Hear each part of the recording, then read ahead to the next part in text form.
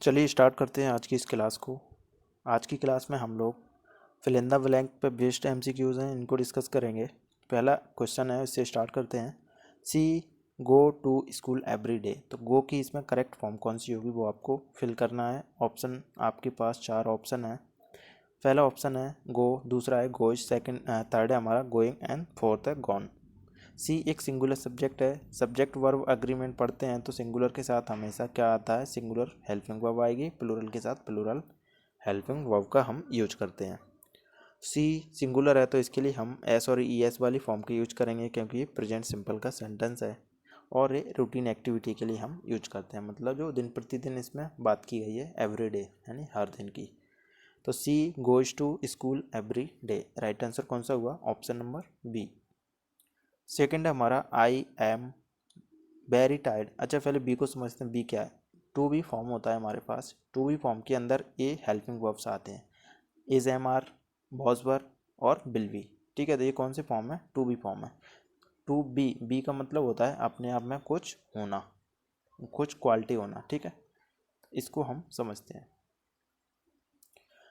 I am very tired yesterday, मैं बहुत थका हुआ था कल। ये बीते हुए कल की बात की जा रही है, मतलब फास्ट की सिचुएशन है, तो आपको ध्यान रखना है एम इस प्रेजेंट के लिए यूज करते हैं, इज भी हम प्रेजेंट के लिए यूज करते हैं। ठीक है, तो राइट आंसर कौन सा होना चाहिए हमारा, बॉज होना चाहिए या फिर वर होना चाहिए। तो आई क्या लेता है हमारे अपने साथ, आई अपने साथ लेता है बॉज, तो बॉज इसके लिए करेक्ट होगा। वर प्लूरल सब्जेक्ट होता तब हम यूज करते, तो इसके लिए राइट आंसर कौन सा हुआ, सी ऑप्शन। नेक्स्ट देखते हैं। दे एक प्लूरल सब्जेक्ट है हमारे पास। देन उसके बाद क्या है, नॉट लाइक, मतलब एक निगेटिव वाला फॉर्म हमें इसमें बनाना है दे के साथ। तो दे डज नॉट लाइक या फिर डोंट लाइक स्पाइसी फूड, तो कौन सा होना चाहिए, ये ऑप्शन देखते हैं हम। They don't likes spicy food. अब डोंट ऑलरेडी नेगेटिव हो गया, नेगेटिव के बाद हम क्या लेते हैं जब हम नेगेटिव सेंटेंस बनाते हैं, डज नॉट, डजंट या फिर डोंट, प्लस के का क्या आता है इसमें, भी मतलब वर्ब आती है, इसे हम V1 बोलते हैं। और इसके बाद हमें ना तो एस और ई एस लगाना है। ठीक है, तो राइट आंसर कौन सा होना चाहिए, अगर प्लूरल है तो डोंट आएगा। ठीक है, तो दे डोंट, अब लाइक्स नहीं आएगा, इसके बाद क्या आएगा, V1 आएगा, या फिर बेस वर्ब या फिर मेन वर्ब जिसे बोलते हैं। तो they don't like spicy food, तो ऑप्शन नंबर कौन सा करेक्ट होगा हमारा, option number C right answer होगा इसके लिए। They don't like spicy food, उन्हें स्पाइसी फूड पसंद नहीं है। इसके बाद he play football when it started training. जब दो क्लोज होते हैं तो समझ जाना मैक्सिमम कंडीशन में वो पास्ट वाला सेंटेंस होगा। ठीक है, या तो वो पास्ट कॉन्टीन्यूस का होगा, पास्ट सिंपल का भी हो सकता है, या फिर पास्ट परफेक्ट का भी हो सकता है। तो आपको इसको इस तरीके से समझना है। तो he plays football when it started running, या फिर he played football when it started running, या फिर he was playing when it started running, या फिर he play football when it started running. जब वो क्या कर रहे थे, फुटबॉल खेल रहे थे, तब बारिश शुरू हो गई, या फिर बारिश बरसना, पानी बरसना शुरू हो गया। मतलब एक ऐसी सिचुएशन हुई कॉन्टीन्यूस की हुई, इसमें कौन सी, पास्ट कॉन्टीन्यूस की। तो राइट आंसर कौन सा हुआ, option number C. He was playing football when it started running, तो राइट आंसर कौन सा हुआ, सी ऑप्शन। नेक्स्ट देखते हैं, 5th नंबर का क्वेश्चन है हमारा। बी लिव्ड हियर सिंस 2010, या फिर बी लिव्स हियर सिंस 2010, या फिर we have lived here since 2010, या फिर we are living here since 2010। तो कौन सा करेक्ट होगा इसके लिए। जब आप किसी टाइम से कहीं किसी जगह रह रहे हैं तो कौन सी सिचुएशन हुई, परफेक्ट की सिचुएशन हुई। तो परफेक्ट कौन से में है, ऑप्शन नंबर सी में है, ऑप्शन नंबर सी हमारा करेक्ट होगा। We have lived here since 2010, हम यहाँ से मतलब हम यहाँ पर 2010 से रह रहे हैं, किसी पॉइंट ऑफ टाइम से आप अभी तक कुछ कर रहे हैं, रह रहे हैं, इस तरीके की सिचुएशन होगी तो आप उसमें परफेक्ट कॉन्टीन्यूस की फॉर्म का यूज करते हैं। लेकिन इस तरीके से आप इसको बता सकते हैं जब आप किसी जगह पर किसी लंबे समय से रह रहे हैं। ठीक है, तो ये वाला राइट आंसर कौन सा हुआ इसका, ऑप्शन नंबर सी। 6th है हमारा, she cook dinner right now. Cook की कौन सी करेक्ट फॉर्म होगी वो हमें बताना है। सी एक सिंगुलर सब्जेक्ट है, dinner right now, right now मतलब तुरंत या फिर अभी करंट सिचुएशन की बात की जा रही है, तुरंत की बात की जा रही है, मतलब अभी हो रहा है कोई चीज़, तो मतलब कॉन्टिन्यूस वाली सिचुएशन हुई। तो सी कुक्स डिनर राइट नाउ, ये तो गलत होगा क्योंकि अभी की बात की जा रही है। या फिर इस तरीके से था, सी कुक्स डिनर मतलब वो खाना पकाती है, लेकिन इसमें राइट नाउ ऐड किया है, मतलब वर्तमान की बात कर रहा है, तो अभी की बात की जा रही है। तो इसके लिए ऑप्शन नंबर बी करेक्ट होगा। She is cooking dinner right now, मतलब वह अभी खाना पका रही है या फिर डिनर पका रही है। ठीक है, तो राइट आंसर कौन सा हुआ? Option number B. 7 है, by the time we arrived the train had left, already इसके लिए राइट आंसर हुआ बी ऑप्शन, क्योंकि ये कौन सी सिचुएशन इससे आपको पता चल रहा है। एक में आपको पास्ट सिंपल का सेंटेंस है, दूसरे में परफेक्ट का सेंटेंस है, मतलब ये पास्ट परफेक्ट की सिचुएशन को दिखाने के लिए हम यूज करते हैं। दो क्लोज होते हैं, वो मैंने बताया कि पास्ट के सिचुएशन के लिए हम दो क्लोज का यूज करते हैं। पहला क्लोज हमारा पास्ट सिंपल का है एंड दूसरा हमारा परफेक्ट का है। तो जिस समय हम पहुँचे उससे पहले ही ट्रेन हमारी जा चुकी थी, तो इसलिए ऑप्शन नंबर बी करेक्ट हुआ इसके लिए। By the time we arrived the train had left. 8 number का है, I never see such a beautiful place. Never see मतलब आपने कभी भी नहीं देखा है अपनी लाइफ में। कुछ ऐसे सेंटेंस होते हैं जो लाइफ एक्सपीरियंस को दिखाते हैं, इसको समझते हैं हम। I never saw such a beautiful place, या फिर I have never seen such a beautiful place, या फिर I had never see such a beautiful place, या फिर I never see such a beautiful place. तो इसके लिए राइट आंसर कौन सा होगा? B option, I have never seen. Perfect की सिचुएशन है, मतलब मैंने अपनी लाइफ में कभी भी इतना अच्छा प्लेस नहीं देखा है। सी का सीन हो जाएगा थर्ड। परफेक्ट के लिए हम B3 का यूज करते हैं, हैज़, हैव, हैड और विल हैव के बाद। ठीक है, नेक्स्ट हमारा the sun rise in the east, मतलब ये कैसी एक्टिविटी हो गई? सूरज उगता तो है पूर्व में, लेकिन कैसा है? वो डेली उगता है, मतलब एक तरीके से रूटीन एक्टिविटी हो गई। ठीक है, रूटीन एक्टिविटी के लिए हम किसका यूज करते हैं? सिंपल प्रेजेंट सेंटेंस का यूज करते हैं, जिसमें हम वर्ब की एस और ई एस वाली फॉर्म का यूज करेंगे। तो राइज की क्या हो जाएगी? राइजेस हो जाएगी। ठीक है, तो the sun rises in the east, right answer कौन सा हुआ? Option number B. 10 नंबर का है, if it rains we stay at home. ये सेंटेंस कौन सा है, इसको समझते हैं पहले। सेंटेंस है हमारा कंडीशनल सेंटेंस। कंडीशनल हमारे पास 4 तरह के होते हैं, zero, first, second and third conditional. 4 तरह के कंडीशनल है। तो ये वाले जो कंडीशनल है ये कौन सा है? हमारा फर्स्ट कंडीशनल है। फर्स्ट कंडीशनल में क्या होता है? फर्स्ट कंडीशनल में होता है कि पहला हमारा क्लोज होगा वो होगा सिंपल प्रेजेंट का, एंड जो सेकंड क्लोज होगा वो हमारा फ्यूचर का होगा। फर्स्ट कौन सा है? प्रेजेंट सिंपल, एंड सेकंड हमारा फ्यूचर सिंपल। तो इफ़ इट रेन्स क्या है इसमें? प्रेजेंट सिंपल हुआ, मतलब अगर बारिश होती है, अगर पानी गिरता है, बारिश बरसात होती है। We will stay at home, मतलब हमें फ्यूचर सिंपल का इसमें यूज करना पड़ेगा। तो राइट आंसर ये ऑप्शन हुआ, if it rains we will stay at home, right answer B, A option.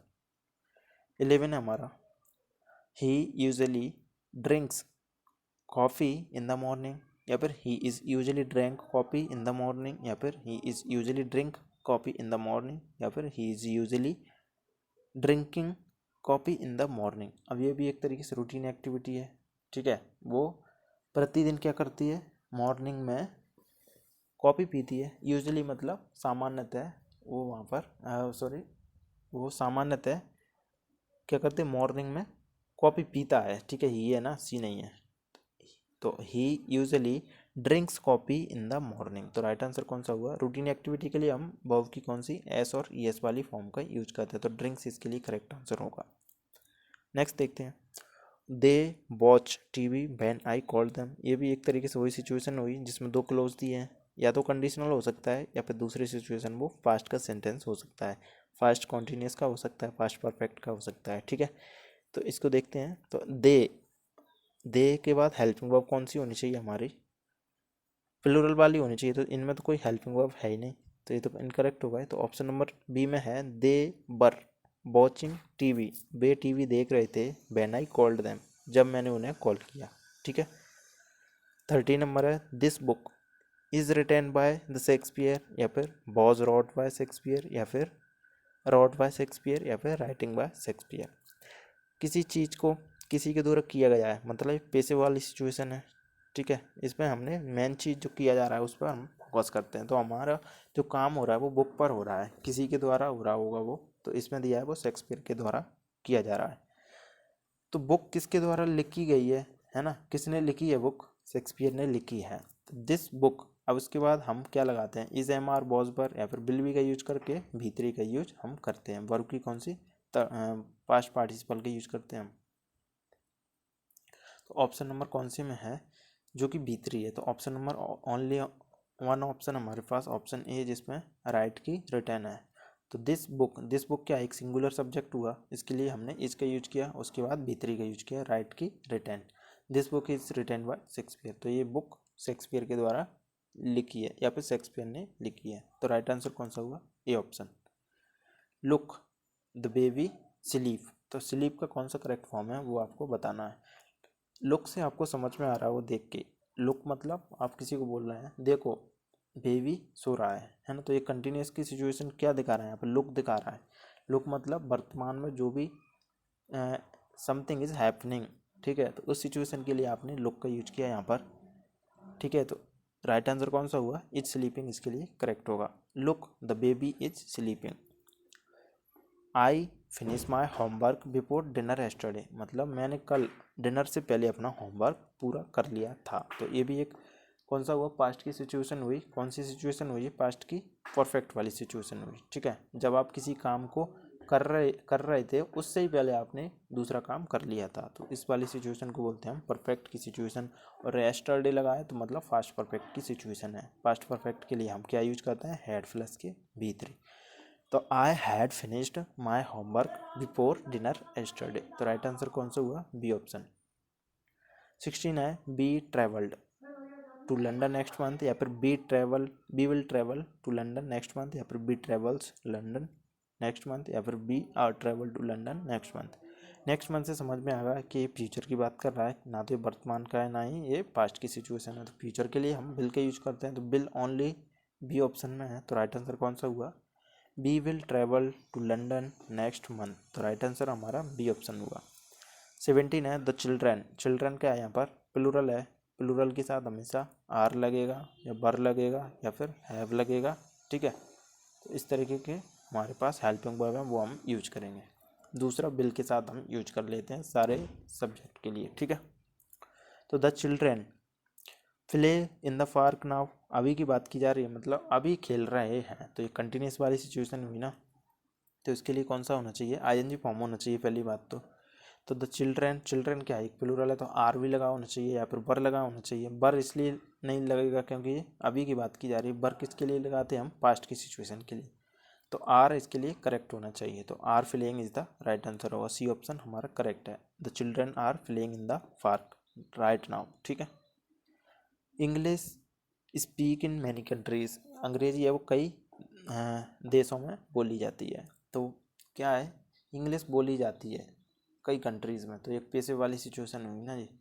Passive में क्या होता है, जो मेन चीज़ है उस पर हम फोकस करते हैं, तो इंग्लिश पे हम फोकस करेंगे इसमें कि इंग्लिश बोली जाती है कई कंट्रीज़ में।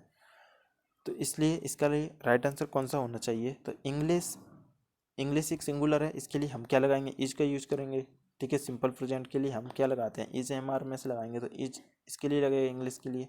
अब इसके बाद स्पीक की थर्ड फॉर्म का यूज करेंगे हम, ठीक है। जिस पैसिव हम बनाते हैं तो किसका यूज करते हैं, थर्ड फॉर्म का यूज करते हैं। तो स्पीक की स्पोकन थर्ड फॉर्म होगी, तो इज स्पोकन होना हमारे लिए करेक्ट होगा, इसके लिए राइट आंसर। तो English is spoken in many countries, तो is spoken option number B में है, बी राइट आंसर होगा।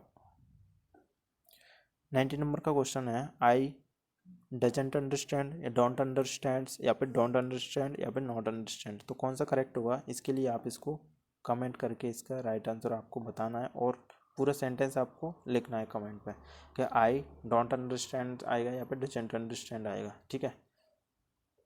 20 नंबर का है, when I was young I swim every summer, मतलब कब की बात की जा रही है, पास्ट की बात की जा रही है, जब मैं छोटा था, यंग था। तो उस सिचुएशन में क्या है, एक पास्ट की सिचुएशन है, पास्ट के लिए हम पास्ट फॉर्म का यूज करेंगे इधर।